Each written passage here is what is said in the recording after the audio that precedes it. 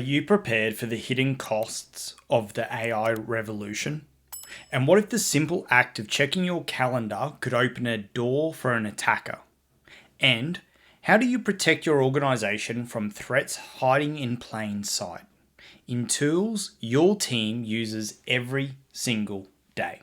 G'day, welcome back to the Enterprise Tech Playbook, where we are on a mission to empower every IT professional with actionable wisdom and a collaborative community making their next stride in enterprise tech one that truly leads with impact.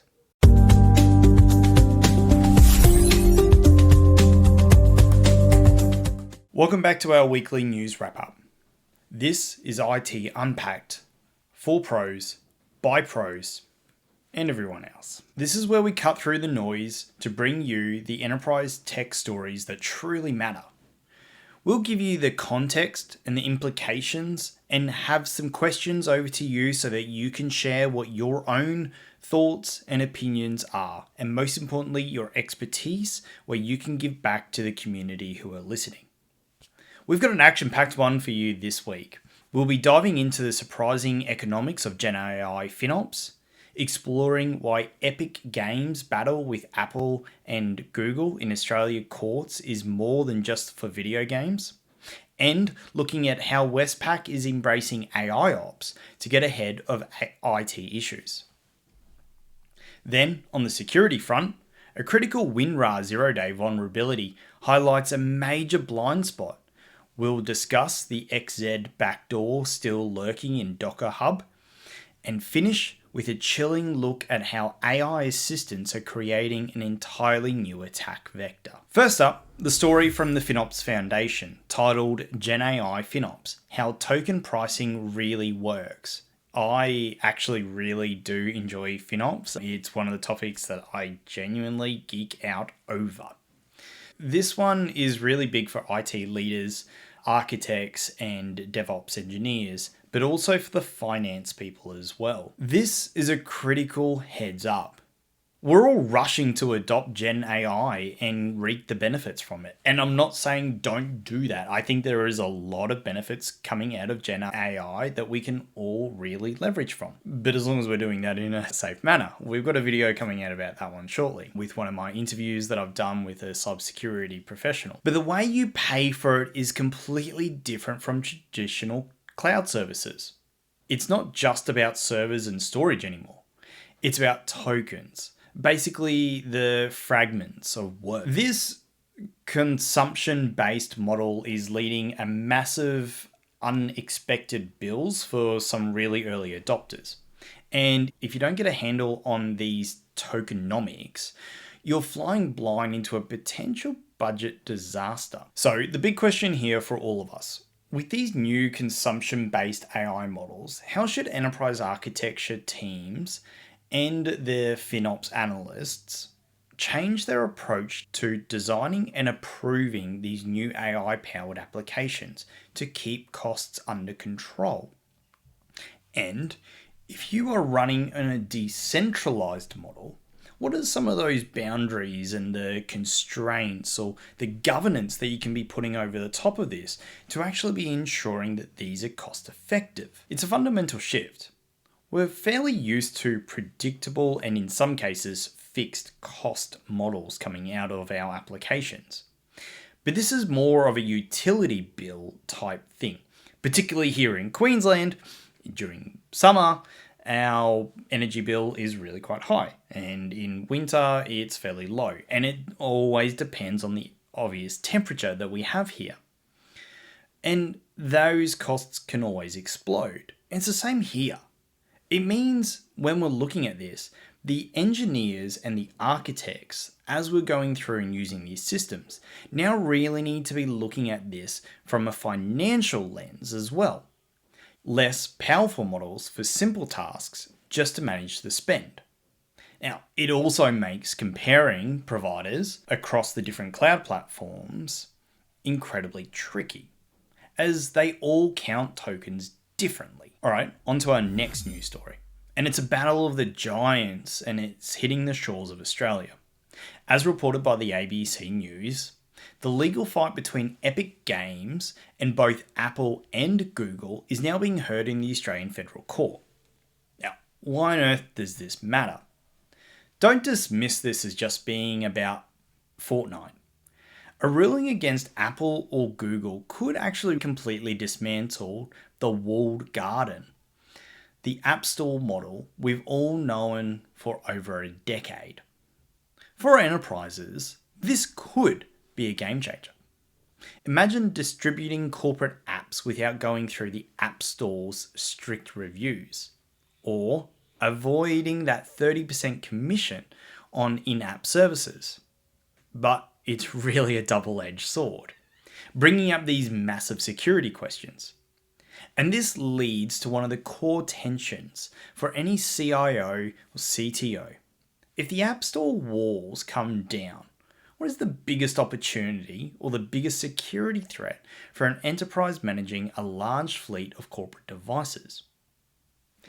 This opportunity is clear. More control, lower costs, and potentially less vendor lock-in. But the threat, sideloading apps, opens a Pandora's box of malware and potential data leak risks. This very control that Apple and Google argue is for security would be gone. Now, given the ACCC, they have shown sympathy, at least for Epic's argument here.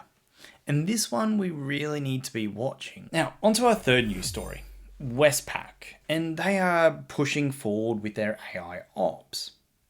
This is a really fantastic real-world example of a major Aussie organisation moving IT operations from being reactive to proactive. Instead of waiting for systems to break and then fixing them, Westpac is using AI to predict these issues before they actually happen. For anyone working in the ops space or DevOps space, this signals a massive career shift. The future isn't about manually solving tickets. It's about data analysis, automation, and managing the AI that spots the troubles. Now, if they are moving from this, I really do hope that they're going to mature a little bit further and actually also do self-healing. And if they do self-healing, I really want to talk to you about how you actually implemented that. So, as we move and look at this a little bit more, for the IT future workforce, as organizations really start to adopt AI ops, what does the career path for a traditional help desk or a level 2 support engineer now look like? And particularly in, say, 3 to 5 years. I know that when I was moving up in the ranks, I was always looking at where I was going to be in the next 2 to 3 years. And it was, for me, fairly certain, which was a Wintel sysadmin. So I think for these less senior staff members, I think it's really starting to become a little bit grey. And I'm really keen to know what your thoughts are on what they should be looking at. It's a move up the value chain. Instead of chasing the thousands of meaningless alerts, the job becomes more about training the AI on what it actually is and the signals within that noise. The complexity of modern hybrid cloud and microservices environments is just too much for human teams to handle manually, particularly in really large complex environments like the financial sector. Now, it's fairly clear to me at least that Westpac's strategy shows that this isn't science fiction anymore. It's becoming the standard for any large enterprise that depends on its tech.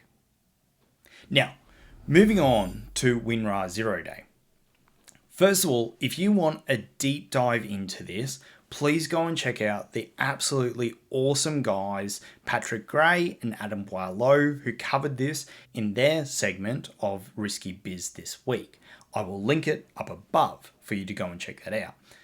They're absolutely awesome guys, and I really hope that I get one of them on the podcast one. They will do a deep dive into this and do so much more justice than I ever could imagine. Now, from my perspective, we have a high severity zero-day vulnerability in WinRAR that is apparently being exploited out in the wild. So this is an endpoint security nightmare. WinRAR is absolutely everywhere. It's one of those harmless little utilities installed on millions of workstations, often by the users themselves. And typically it is off the radar of a central IT management unless you have the specific telemetries. Now, this highlights a huge blind spot: unmanaged, user-installed software. And an attacker can gain full access to a machine just by tricking someone into opening a malicious zip file. It's a massive headache, really, for any IT operation out there. So, how do you think smaller IT companies and security teams be effectively managing this type of risk that is posed by hundreds of small user-installed utilities such as WinRAR across thousands of endpoints? This is a perfect argument for application whitelisting and robust asset management. As much as I don't fully agree with ASD's essential aids within larger federal government agencies, for smaller companies, this is case in point. Please try and get to the ASD's essential aids of at least maturity level 1. And if you can get to maturity level 2 on some aspects, go ahead and do that. It's only going to be benefit, but make sure that you are doing it for the right things that will bring your business benefit. Don't get me started on maturity level 3 for smaller companies. The fact that the attackers have used this to steal credentials from trading accounts shows how a seemingly minor vulnerability in a simple utility can be the first major step in a major financial breach. Now, continuing on with the security theme is the XZ backdoor, and that continues to linger on Docker Hub. Bleeping computer reports a chilling discovery that this Docker Hub is still hosting dozens of Linux images contaminated with XZ backdoor, months after it was found. Now, this is a software supply chain crisis with a very long tail, and it proves that patching the original code is only half the battle. Now, if your development teams are pulling these compromised base images from one of the public repos, they are literally building a critical vulnerability directly into their new application and services that they are pushing out. It's a massive wake-up call for DevSecOps.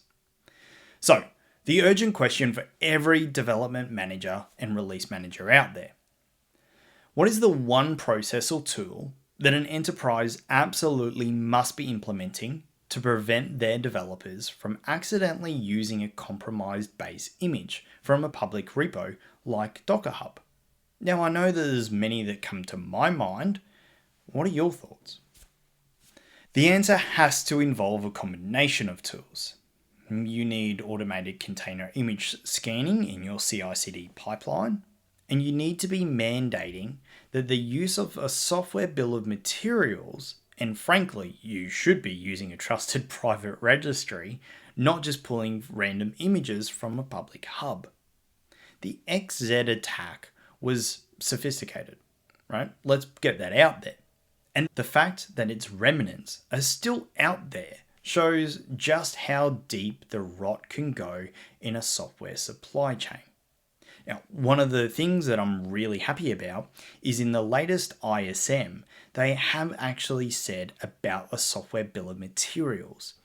Now, whether I agree that it should be in the ISM or not is a different argument. Just quickly, I think DTA should have said something about this before. Alas. Finally, on to a news story from Wired that feels like it's straight out of a cyberpunk novel. A Google Gemini flaw let a researcher hijack someone's calendar and their smart home. This is the first real glimpse into a future of AI-powered security threats. A researcher found a way to trick Google's AI assistant by sending a specially crafted calendar invite. The AI then read the malicious invite and was tricked into extracting data from the calendar's entry and executing commands.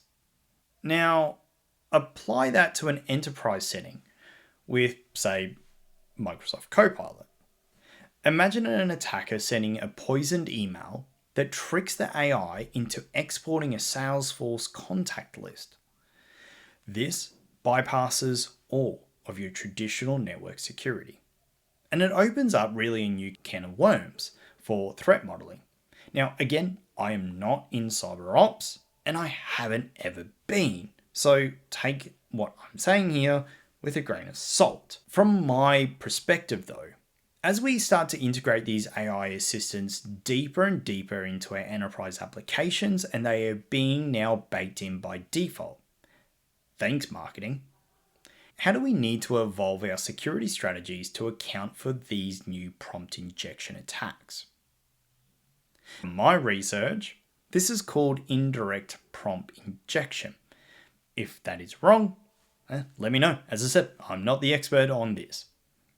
And to me, it's frankly terrifying. The attacker isn't hacking your network. They're poisoning it. And they know the AI will consume it later. It means we have to start thinking about securing the data sources that our AI tools connect to, just as much as we secure the infrastructure itself. It's really a paradigm shift for cybersecurity experts. So that's a wrap. The key takeaways and the big ideas this week. Let's step back and pull out the big ideas for the week. What are the key takeaways for all the IT professionals and up-and-comers that are listening? First, the economics of technology are shifting. The way we pay for GenAI is a leading indicator. We're moving from predictable resource-based costs to volatile consumption-based models. If you're not building FinOps capabilities into your teams, you're going to get hurt. Please, start looking at that right now. You really need to be doing it if you are running a cloud operating environment. Second, the definition of endpoint is expanding. The WinRAR and Docker Hub story shows that our risk is no longer just about the corporate laptops.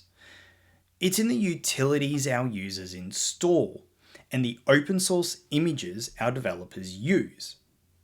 Your security perimeter has to cover the entire software supply chain, from developer right through to the end user and consumer.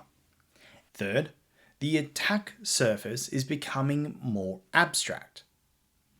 The Google AI vulnerability is the perfect example.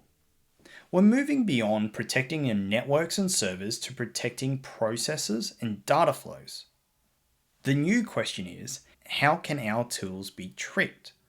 It's not how can they be broken into. Now, I'd be saying go and get a pen tester and really start trying to get into your network so that you can fix it before someone else finds it. These are the conversations we need to be having in our teams. So my question to you, which of these stories hit closest to home for you and your organization? Are you grappling with AI costs, or are you worried about software supply chain? Join the conversation, leave us a comment below on YouTube, or connect with us over on LinkedIn. And let me know on what your thoughts are, and most importantly, share some of your thoughts and your feedback so the fellow community can benefit from them. We're building a community here to tackle these challenges together, and your voice is absolutely a crucial part in that. And if you're getting any value from these, please take a moment to subscribe to your podcast on your favorite platform, and definitely hit the subscribe button over on YouTube. Hit the like button and comment. It really helps out with the reach of this. It's the best way to make sure you don't miss a moment of our upcoming deep dive interviews. And I've just finished recording a couple of them. They're going to be absolutely awesome. So that's all for this week's IT news. Thanks for joining us on the Enterprise Tech Playbook. And as always, keep learning, keep evolving, and lead with impact.